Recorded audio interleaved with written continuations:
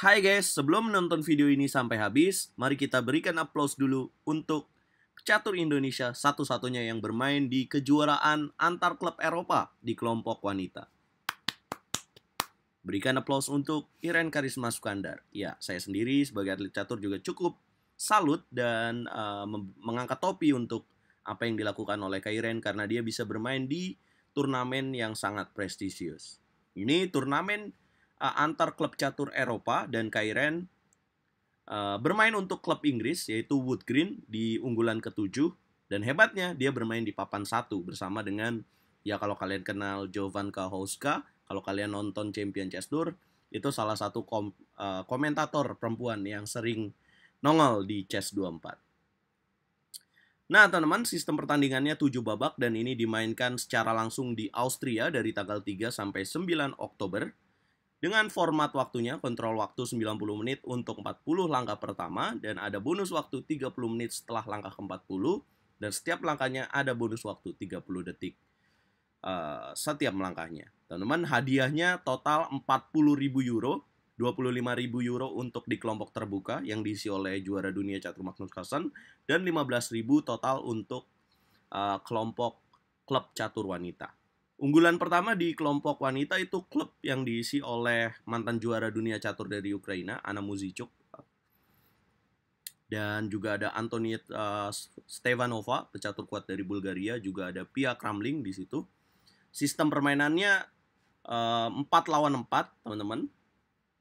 Kalau dilihat dari foto dan ya ditentukan di situ lah. Kalau misalkan yang lebih banyak menang itu yang meraih kemenangan. Bukan sistem gugur ya, teman-teman. Langsung saja kita bahas partainya. Jadi Kak Iren bertemu dengan pecatur dari Islandia, namanya ini agak sulit ya, Petakrinova. Dan gelarnya lebih rendah daripada Kak Iren, Woman Grandmaster. Kita flipboard dulu. Ya, putih memulai dengan langkah kuda F3, Kak Iren kuda F6 dan putih G3, Iren D5, putih gajah G2 dan hitam E6. Kemudian putih D4, hitam C5, putih C4. Wow, permainan jual beli serangan langsung dilakukan pada langkah kelima. Kak Iren memilih memukul pion C4, yang artinya ini mengarah kepada permainan pembukaan Katalan yang sering dimainkan oleh juara dunia catur Magnus Carlsen. Dan ya pembukaan ini memang lagi sering dipakai ya, lagi happening banget di permainan kelas dunia. Putih lanjutkan dengan menteri A4, langsung mengambil pion di petak C4. Hitam kuda B ke petak D7, putih rokade pendek, hitam A6. Lihat setup dari Kak Iren ini cukup bagus. Pion memukul pion, gajah memukul pion, menteri makan pion, hitam lanjutkan dengan B5. Jadi langkah A6 tadi ini untuk langsung bisa mengancam dengan B5. Putih lanjutkan dengan menteri B3, hitam gajah B7, putih kuda C3, hitam rokade. Putih lanjutkan dengan gajah F4 dan hitam B4. Putih kuda ke petak A4, hitam gajah D5. Putih lanjutkan dengan menteri D1, hitam gajah E7. Putih coba ambil keunggulan dari jalur C yang terbuka. Dan kemudian hitam langsung taktis benteng C8. Putih B3 coba mengaktifkan kuda dengan menarik ke petak B2 dan kuda C4, hitam menteri A5. Langsung taktis juga Kak Iren mainkan. Dan kemudian di langkah ke-17 ini menarik karena putih langsung menukar gajah fianchetto-nya. Karena dia melihat bahwa gajah Kak Iren ini cukup kuat banget ya di petak D5 dan dia ingin setup kuda C4. Ya, Kak Iren melakukan pertukaran dan ini membuat unggul tipis untuk pemain hitam. Sayang pilihan menteri D5 ini kurang tepat menurut Evolution Bar. Lebih tepat lagi memilih kuda ke petak D5. Jadi untuk mengancam gajah dan juga untuk menguasai petak C3. Jika dilanjutkan dengan kuda C4, maka hitam bisa kuda memukul gajah, pion memukul kuda, dan menteri ke petak B5. Ini dianggap lebih besar keunggulan untuk Kak Iren. Ya, apabila kuda ke petak D6, maka dapat dilanjutkan dengan gajah memukul kuda, menteri memukul gajah, dan akan ada langkah H6. Ya, kita bisa lihat bahwa tujuan dari H6 membuka luff dan ya menteri Kak Iren mengontrol petak E2 dan juga struktur pion dari pertahanan putih sedikit rusak dengan pilihan ini.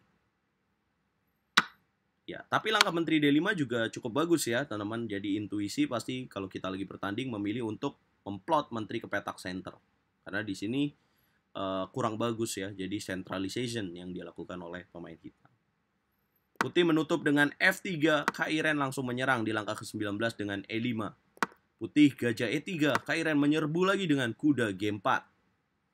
Putih gajah mundur ke petak G1.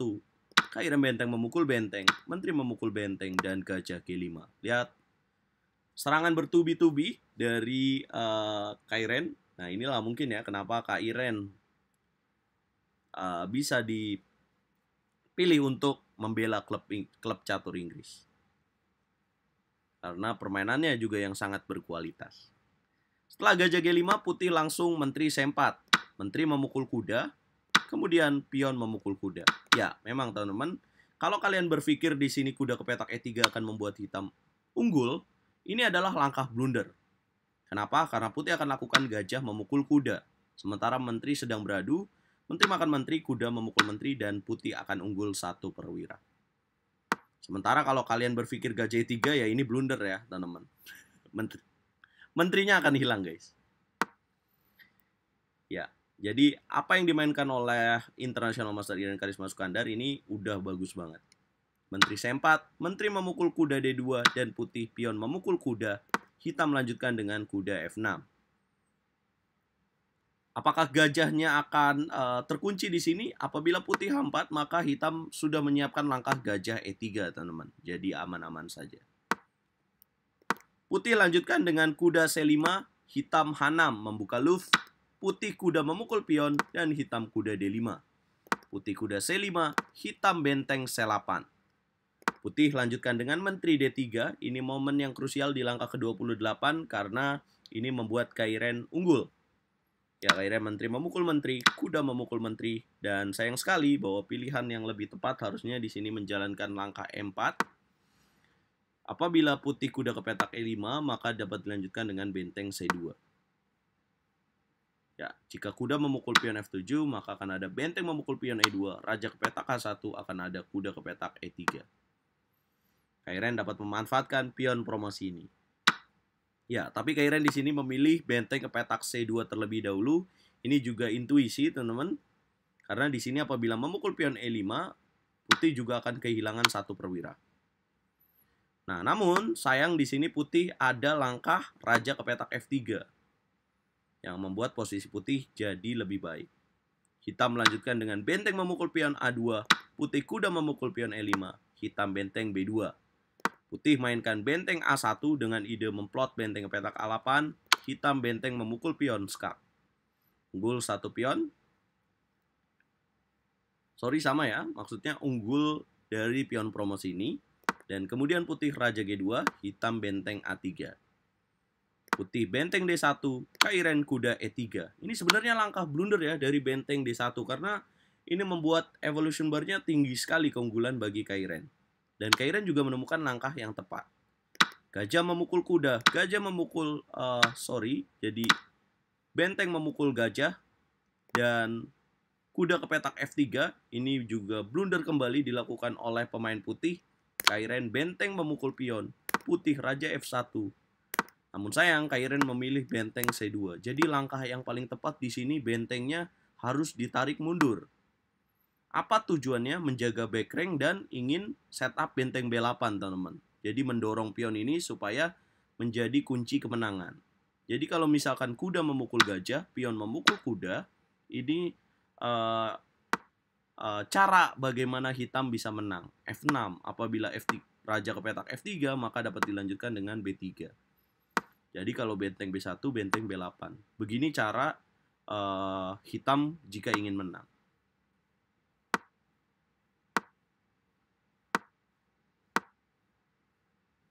Ya, saya rasa ini akan menang ya bagi pemain hitam. Karena rajanya cepat mendapatkan posisi menang. Rajanya akan masuk. Nah, sayang pilihan Kairen di sini benteng C2 yang membuat putih bisa menahan remis dengan setup benteng B8. Jadi teman-teman, lebih bagus kalau misalkan memiliki pion promosi, benteng itu berada di belakang pion. Karena ini akan lebih menyulitkan. Dibanding sekarang bentengnya berada di samping pion atau di depan pion. Ya, dan inilah yang terjadi akhirnya. Jadi Kairen mengupayakan untuk bisa menang, namun ya sang lawan juga mengetahui bagaimana cara bertahan yang baik dengan posisi ini. Dan akhirnya mereka sepakat untuk remis di sini.